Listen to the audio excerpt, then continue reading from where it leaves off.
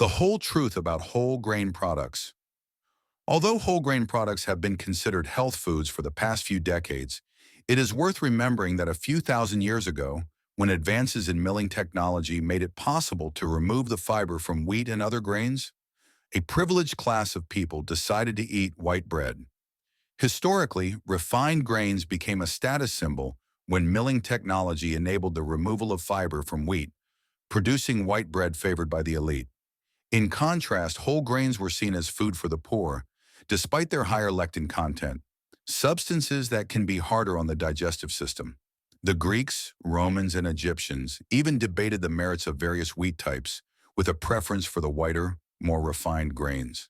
Today, despite the common belief that whole grain products are superior, like whole grain rice over white rice, many cultures that traditionally consume dehulled, refined grains, such as those in parts of Asia, do not suffer from the obesity, heart disease, and diabetes prevalent in the United States. The text argues that reintroducing lectins, such as wheat germ agglutinin, through the recent whole grain trend may be contributing to these modern health issues. In the late 19th century, when patients rejected whole grain foods, John Kellogg and his brother developed processed cereals like Kellogg's Corn Flakes to disguise whole grains, thereby creating a billion-dollar industry.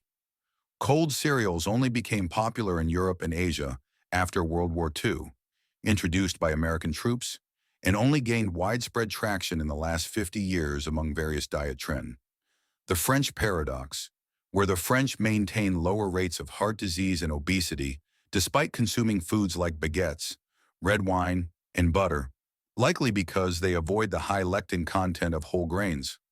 Similarly, traditional Italian diets, which rely on refined wheat products and smaller portions, are contrasted with recent American influences, pushing whole wheat options even in Italy.